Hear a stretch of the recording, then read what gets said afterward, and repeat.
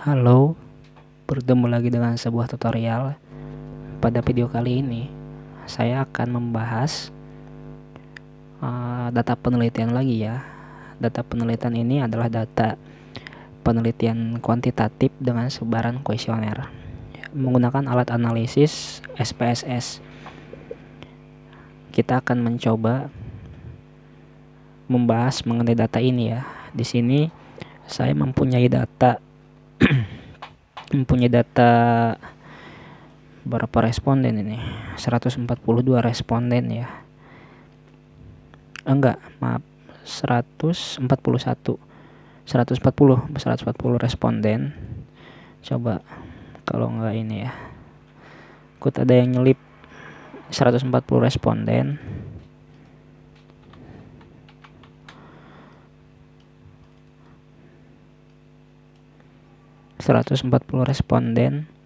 Dengan 4 variabel, di mana variabel X ini ada 3 dan variabel Y ini ada 1 dengan skala 1 sampai 5. Data kuantitatif ya. Datanya ini berjenis data primer dengan sebaran kuesioner. Kita akan mencoba membahas dan mengolahnya data ini. Apakah data ini hasilnya bagus atau kurang bagus. Nah, disebabkan oleh apa kalau kurang bagus dan bagaimana caranya supaya bagus. Kita akan bahas secara singkat ya. Oke, kita akan olah dulu ya di SPSS. Sebelumnya saya akan membuat Excel baru saja ya.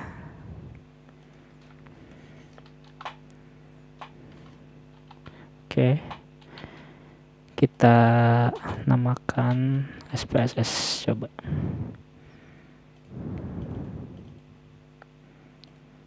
Oke, sudah terbuat ya Excel barunya. Nah, kita akan buka aplikasi SPSS-nya. Di sini saya menggunakan SPSS versi 27. Teman-teman bebas ya. Bisa SPSS versi berapa aja. Itu tidak berpengaruh ke output. Oke, kita akan masukkan data yang sudah kita buat tadi ya. Ini.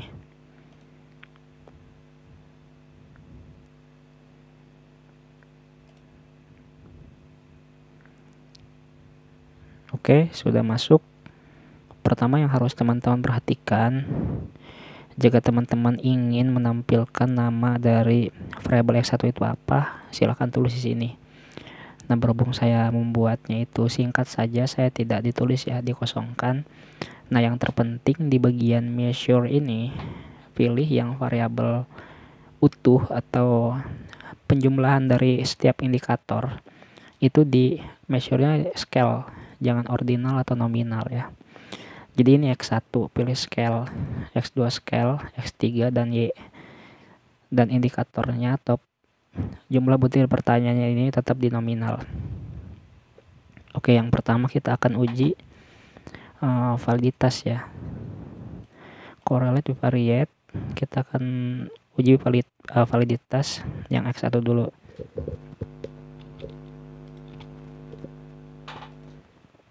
Oke, muncul di mana di sini terlihat di persen korelasi X11 ini sebesar 0,679. Cara membandingkannya gimana? Dengan melihat nilai tabel R. Tadi kan kita dengan tingkat signifikansi dua arah ya, dengan 0,05. Di sini 40 ya jumlah dari N. Maaf, N-2 ya. Jadi jumlah responden dikurangi 2. Jadi 140 kurangi 2 itu 138 ya. Kita cari di sini data ke 138.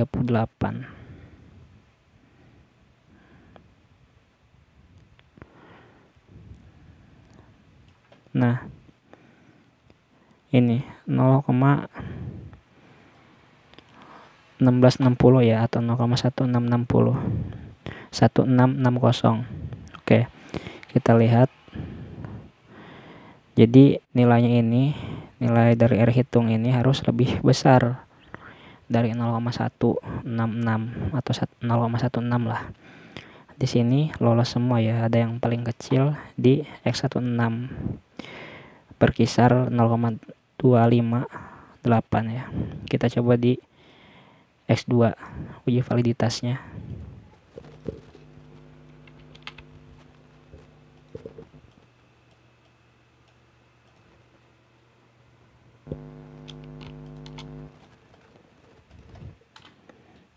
Lihat di X2 udah lolos juga.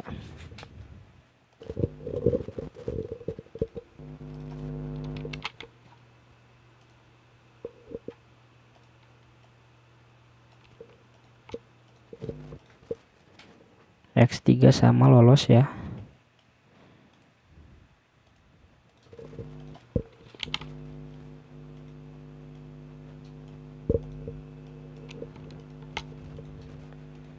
Variabel Y-nya sama lolos. Oke.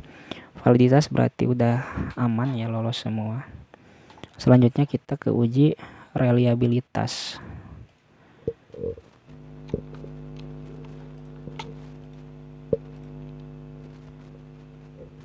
Untuk X1 ini nilai Cronbach alfanya lebih dari 0,6 ya. Jadi masih bisa lolos. Ini 0,619.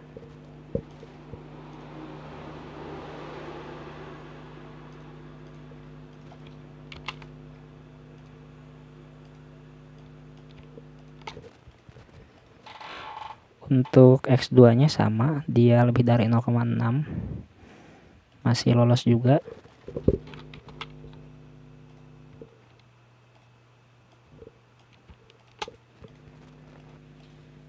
Untuk X3 juga sama.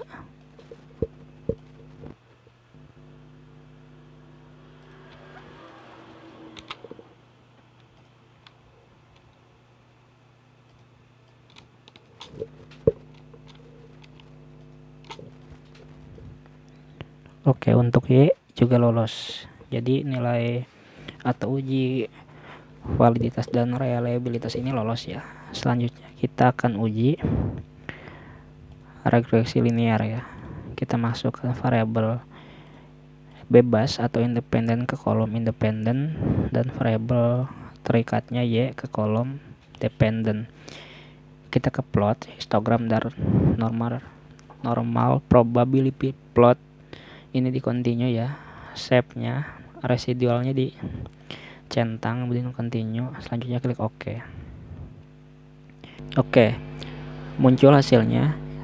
Kita lihat ke yang pertama di model ini, summary. Kita lihat ke kolom R-square dan adjust R-square ya, dimana sangat kecil sekali karena di R-square ini 0,036 dan di adjust 0,015. Nah, R-square yang baik itu R-square yang angkanya mendekati 1, 0,5 atau 0,6 dan seterusnya masih bisa dikatakan baik dan oke lah gitu. Kemudian ke ANOVA ini, ke uji F-square. Kita lihat di nilai signifikansi, dia lebih dari 0,05, artinya tidak signifikan, dan nilai F-nya itu hanya 1,7. Saya yakin ini tidak tidak lolos uji F-nya kalau dibandingkan dengan F-square juga, F tabel juga. Oke, lanjut ke koefisien di regresi linear berganda. Kita lihat variabel X1, X2 dan X3 di signifikansi ini masing-masing sama lebih dari 0,05, artinya tidak signifikan, dan di tabel ini kecil. Yang paling besar ini di X3 ya, 1,3. Kalau dibandingkan dengan tabel juga sama, dia pasti nggak lolos. Kalau nggak percaya coba kita bandingkan. Oke, cara cepat aja ya, saya menggunakan rumus untuk di tabelnya. Rumusnya sama dengan TINV buka kurung, probabilitasnya saya menggunakan dua arah ya, 0,05.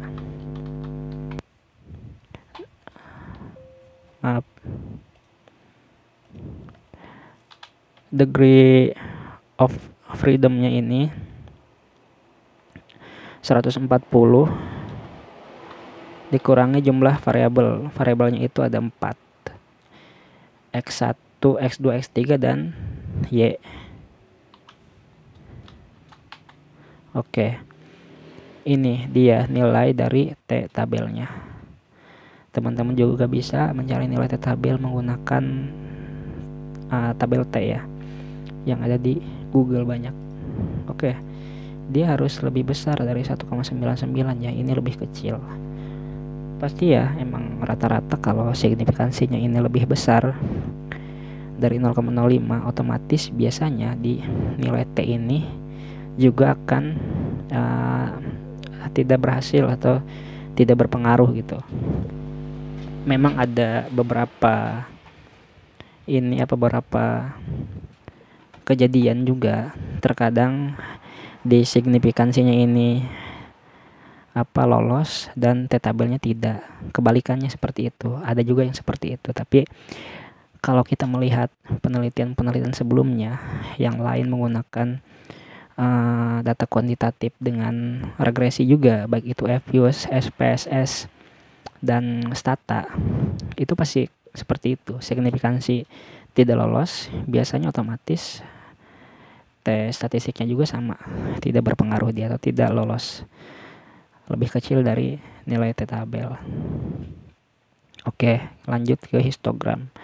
Histogram ini salah satu uji untuk mengetahui kenormalan data atau normalitas ya. Memang secara kita lihat pada gambar di sini, ini bisa dikatakan lolos ya, karena garisnya ini membentuk lonceng sempurna ya, dan grafiknya ini masuk semua ke dalam garis atau melalui garis gitu. Ini bisa dikatakan bagus ya kalau normalitas menggunakan histogram ya. Kemudian normal people plot juga sama, menurut saya ini juga sudah oke ya, karena nilai dari titik warna biru ini mendekati garis, terkecuali memang jauh ada di sini atau di sini, itu baru bisa diragukan ya. Selanjutnya kita uji one sample KS untuk melihat sama kenormalan data. Jadi kenormalan data itu bisa dilihat kalau di SPSS itu yang umumnya bisa dilihat di dua uji. Yang pertama yang ini histogram, dan yang kedua di one sample KS. Nah, ini masukkan nilai standardized, masukkan. Oke, sudah muncul. Nah, cara melihatnya ini kita fokus ke asim signifikansi two tail atau dua arah ya. Di sini nilai unstandardized-nya harus lebih besar dari 0,05. Sedangkan ini lebih kecil dari 0,05. Nilainya ini 0,003. Jadi kalau uji one sample KS di data ini tidak lolos ya. Oke. Selanjutnya kita uji multikolinearitas. Oke. Uji multiko ya. Kita centang ini, kita ke float, uncentang, shape juga sama, kita oke. Oke, kalau di uji multiko ini ngelihatnya ke koefisien, kita fokus ke tabel VIF ya, dimana nilainya ini harus kurang dari 10. Ini kurang dari 10 ya, berarti lolos. Terkecuali ini 11 atau 10,1, itu baru tidak lolos ya. Oke, selanjutnya kita uji ke uji hetero ya. Uji hetero juga sama. Biasa yang dipakai itu dua pendekatan ya. Yang pertama itu kita ngelihat ke tabel atau ke gambar scatter plot ya. Dan yang kedua itu ke transformasi nilai menggunakan aberrasid ya. Jadi kita nanti transformasi dulu nilainya, kemudian kita regres ulang menggunakan unstandardized yang sudah kita ubah. Kita lihat hasilnya. Oke, saya praktekkan dulu yang pertama ya, menggunakan pendekatan gambar scatter ya. Kita uncentang. Nah, ini yang terpenting. Jadi Nah, S raced ini ke Y, J per ini ke X ya. Ini harus seperti ini pengaturannya. Langsung kita oke. Oke. Coba kita lihat di scatter plot. Di sini memang masih ada titik yang bertumpuk ya, harusnya menyebar gitu, menyebar. Ini baru bisa dikatakan bagus. Tetapi kita akan coba menggunakan uji yang kedua, uji transformasi ya, ditransformasi dulu nilainya. Kita tulis abrasif di target variable, kita ke arithmetic, ke abs, kemudian kita scroll, kita unstandardize ini, masukin oke sampai muncul compute abrasif ya. Kemudian kita regress ulang, dependent ini kita ubah ke abrasif, kemudian di floatnya ini kita uncentang atau kembalikan ya. Selanjutnya kita oke. Nah, kita fokus ke koefisien. Ini harus nilainya lebih dari 0,05. Ini lolos ya uji heteronya karena nilainya lebih dari 0,05. Jadi permasalahan data ini yang paling besar ini dan yang paling fatal ya, karena bukan fatal sih ya, hasil penelitian kalian seperti itu ya, terima aja gitu. Terkait bagus tidaknya silahkan kalian sesuaikan dengan teori dan jurnal atau validate dahulu ya, dan bimbingan ke dosen kalian apakah penelitian seperti itu masih bisa dikatakan bagus atau tidak. Kalau menurut saya kurang bagus gitu, karena tidak ada penelitian yang jelek gitu, kurang bagus karena tidak satupun variabel bebasnya itu diterima atau berpengaruh terhadap variabel Y atau dependent gitu. Dilihat di sini ya. Nah, oke, kita kembali ke data.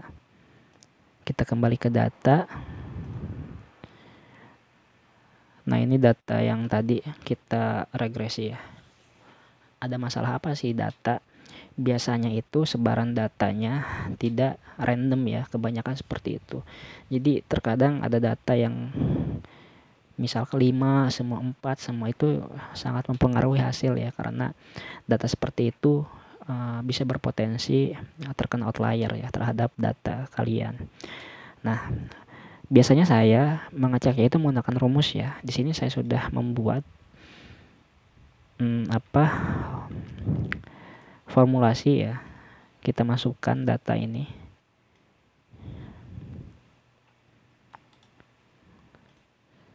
Ke sini. X2 juga. Sama ya sampai Y.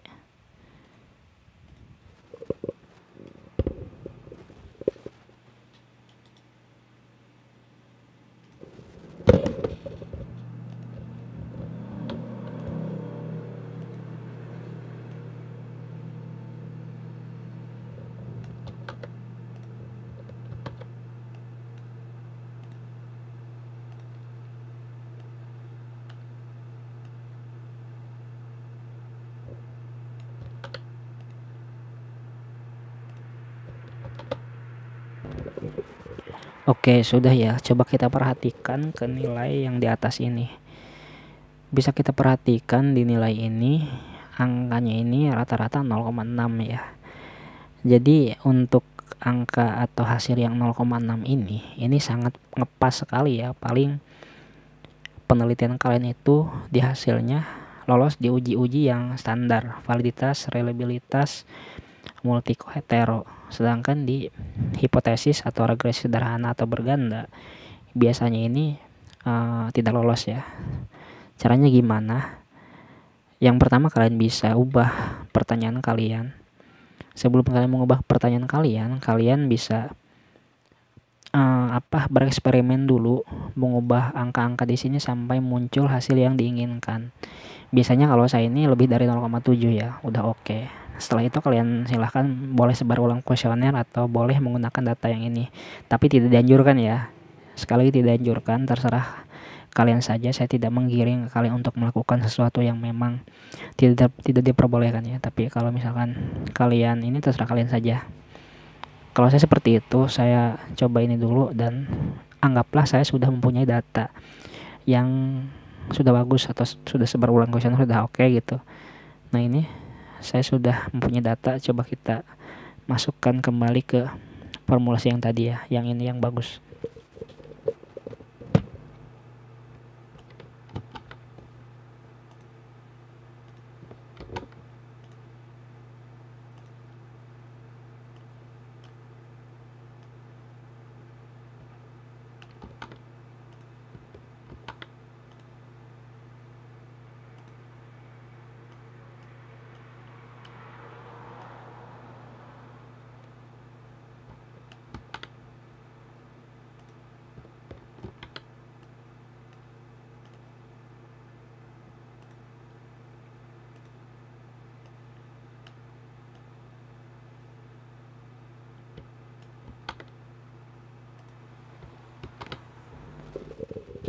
Oke, ini data yang sudah saya perbaiki, bisa dilihat di atas nilainya ini sudah lebih dari 0,7 semua ya.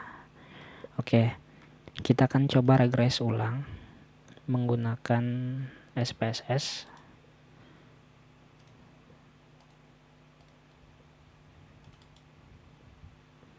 Pastikan, ingat ini masih formulasi sum. Kita pilih ke value, kita save, kita regres ulang.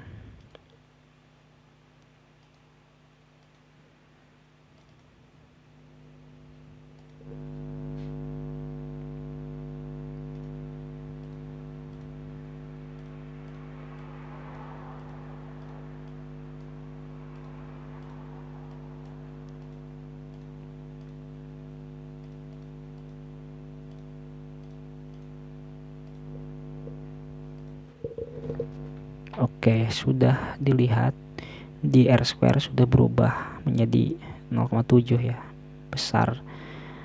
Di uji F juga sama, udah oke, udah lolos ya. Kemudian di hipotesis udah lolos juga, dimana signifikansi bisa dilihat 0,001 ya. Ini juga lolos, ini lolos, dan uji-uji yang lain validitas reliabilitas itu pasti lolos ya.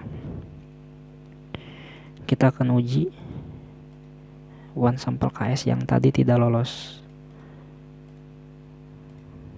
Oke, sekarang dia lolos karena nilai asumsinya ini lebih dari 0,05 ya, dia 0,055, jadi lolos. Oke, seperti itu teman-teman. Ini datanya tidak saya potong ya, atau saya hapus, cuma saya perbaiki. Oke, mungkin cukup sekian ya. Enggak, teman-teman, kalau misalkan nggak percaya datanya ini tidak saya hapus, kita akan hitung di sini. Masih 140 kah? Oke, masih ya. Oke, mungkin itu saja teman-teman. Jika teman-teman mau bertanya atau berdiskusi mengenai data, silahkan boleh WA saya ke nomor yang ada di deskripsi ya. Pasti saya respon. Terima kasih, sampai jumpa.